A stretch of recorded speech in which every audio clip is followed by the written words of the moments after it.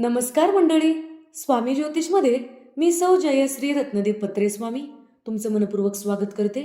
तर मंडळी, देवासमोर दिवा लावणे हे हिंदू धर्मात अत्यंत पवित्र कृती मानले जाते. देवासमोर दिवा लावण्याचे महत्त्व खूप जास्त आहे.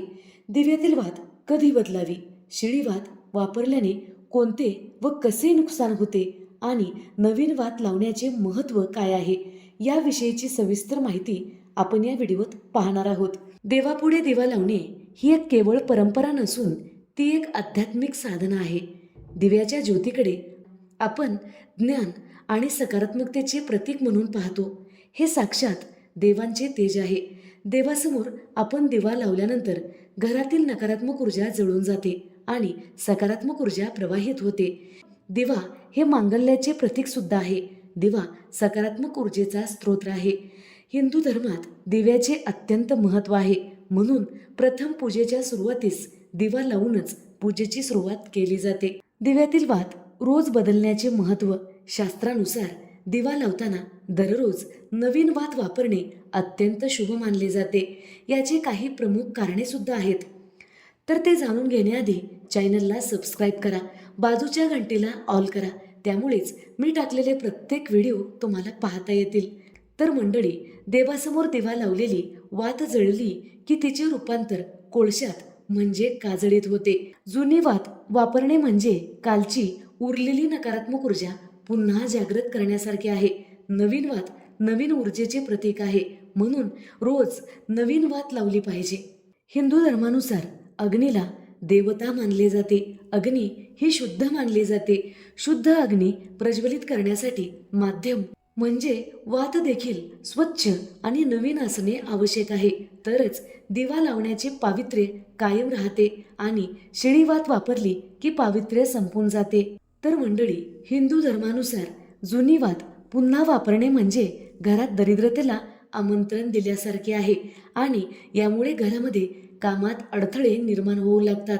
जुनी वात वापरल्यामुळे घरात धूर जास्त होतो आणि दिव्यामध्ये काजळी साचत असते, जी आरोग्यासाठी आणि देवाऱ्याच्या स्वच्छतेसाठी चांगली मानली जात नाही. म्हणूनच रोज नवीन वात लावली पाहिजे. तर मंडळी, दिवा लावण्यापूर्वी तो दररोज घासून पुसून स्वच्छ करावा. तेलाचे जुने डाग त्यावर राहू नये. यामुळे घरात नकारात्मक ऊर्जा आकर्षित होऊ शकते. कारण दिव्यामध्ये रोज तेल घातल्यामुळे तो दिवा चिकट होऊ लागतो. तो दिवा दुसऱ्या दिवशी पुन्हा तसाच वापरल्यामुळे त्या चिकटपणामुळे नकारात्मक शक्ती त्या दिव्याकडे आकर्षित होते आणि दिवा लावण्याचा आपणास लाभ होण्याऐवजी नुकसान होऊ लागते आणि यामुळेच घरात नकारात्मक ऊर्जा वाढू लागते. तर मंडळी, दिवा रोज घासल्यामुळे आणि रोज नवीन वात लावल्यामुळे आपलं भाग्य उजळायला मदत होते. जर शिळी वात आपण लावत असाल तर आपलं दुर्भाग्य वाढू लागतं. तर मंडळी, दिवा फक्त कशाने तरी पुसून तो पुन्हा लावला जातो. तर अशा वेळी आपलं भाग्य आपणास साथ देत नाही. घरात गरिबी व दुर्भाग्य येऊ लागतं. घरात अडचणी व संकट येऊ लागतात.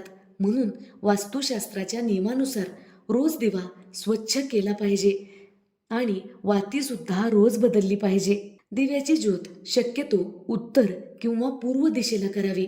यामुळे सुख समृद्धी आपणास लाभू लागते.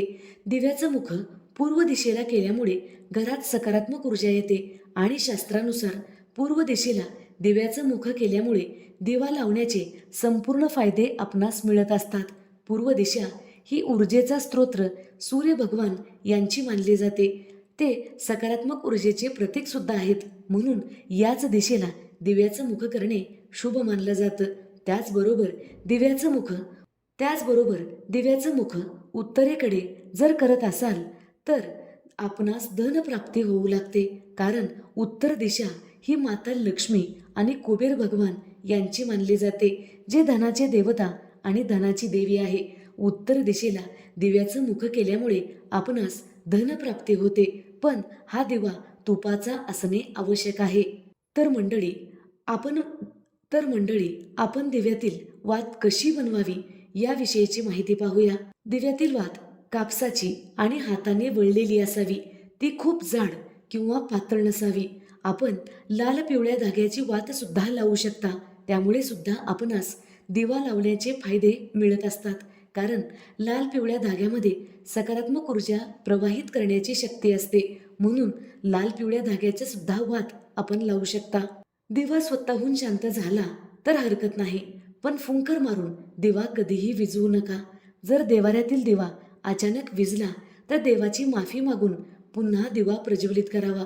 दिवा वारंवार विझणे शुभ मानले जात नाही, म्हणून दिवा विझणार नाही याची पुरेपूर काळजी घेतली पाहिजे.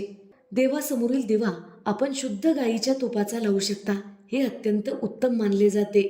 जर तुपाचा दिवा अखंड लावणे शक्य नसेल तर निदान 2 तास तरी तुपाचा दिवा देवाऱ्यात जळणे अत्यंत आवश्यक आहे. यामुळे आपणास सुख समृद्धी आणि लक्ष्मीची प्राप्ती होते. कारण तूप हे पंचामृतापैकी एक आहे आणि अशा अमृताचा दिवा जर आपण आपल्या घरात रोज लावत असाल तर घरात लक्ष्मी येणारच आणि ती स्थिर होणारच, हे सत्य आहे.